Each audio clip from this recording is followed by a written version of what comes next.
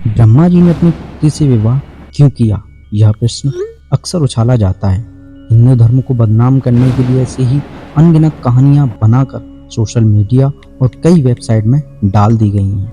इन कहानियों का सिर्फ एक उद्देश्य है कि किसी तरह हिंदू धर्म को नीचा दिखाया जाए, जबकि सच्चाई ये है कि ब्रह्मा जी की कोई पुत्री नहीं थी और ना ही ब्रह्मा जी ने किसी से शादी की थी।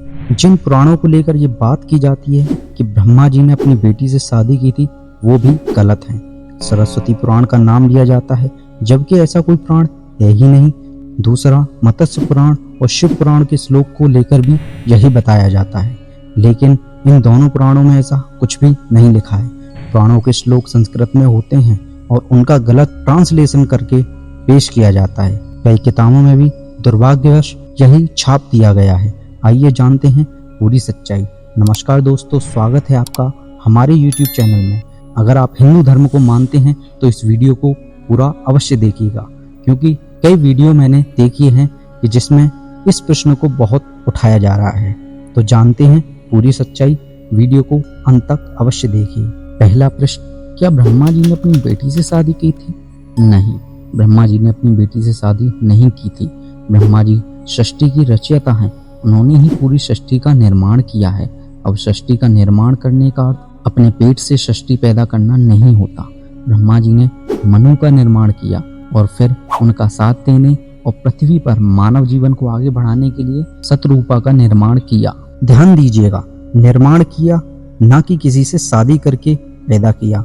मनु और शतरूपा की संतानों से ही आगे चलकर पृथ्वी पर मनुष्य का जीवन आगे बढ़ा। मनु और शतरूपा ब्रह्मा जी का निर्माण थे, ना कि पुत्र और पुत्री। इनका निर्माण पृथ्वी को बसाने के लिए किया गया था।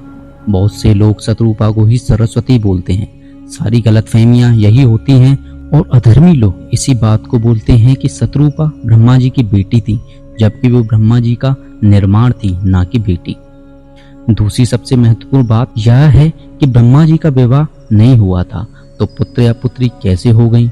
यह सब मनगढ़ंत कहानियां हिंदू धर्म को बदनाम करने के लिए बनाई गई हैं। जिस तरह से बाइबल में लिखा है, एडम नाम के मनुष्य की परमेश्वर ने रचना की, और कुरान के अनुसार आदम पहला मनुष्य जिसकी रचना अल्लाह ने की थी। अब ये बताइए, इनकी रचना की गई थी या पैदा किया गया था? इसी तरह ब्रह्मा जी ने रचना की थी, ना कि पैदा किया। अब आपको साफ समझ में आ गया होगा कि ब्रह्मा जी का कोई विवाह नहीं हुआ था और ना ही ब्रह्मा जी की कोई पुत्री थी।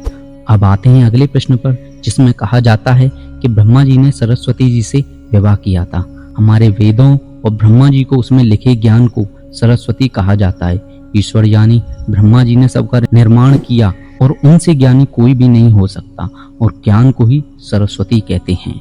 इसलिए ब्रह्मा जी और सरस्वती का नाम साथ में लिया जाता है। ब्रह्मा जी ने पूरी दुनिया का ज्ञान सरस्वती को दिया था, ना कि पैदा किया था।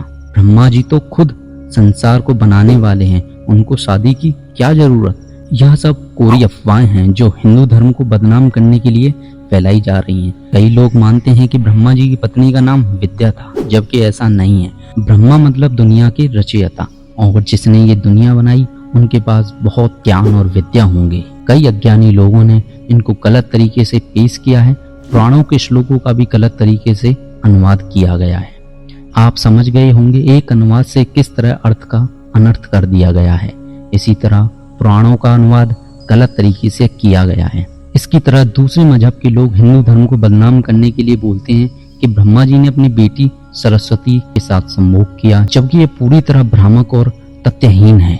अगर कोई भी आपको बोलता है कि ब्रह्मा जी ने अपनी बेटी से शादी की या कुछ भी तथ्यहीन बातें करता है, तो उससे कहिए इस बात को लिखा हुआ कहीं भी दिखाएं, किस पुराण में लिखा है, और उस श्लोक को संस्कृत में होना चाहिए। बहुत सी प्रसिद्ध वेबसाइट में यह सब भ्रामक बातें लिखी हैं। हमेशा रामायण, गीता, महाभारत, वेद या पुराण के संस्कृत में लिखे हुए श्लोक को ही प्रमाणिक मानिए। हालांकि मुगलों के आक्रमण के बाद से भारत में कई सारे पुराण, वेदों और अन्य धार्मिक ग्रंथों में भी मिलावट कर दी गई, ताकि हिंदुओं को अपमानित किया जा सके। तो ये थी छोटी सी हमारी वीडियो।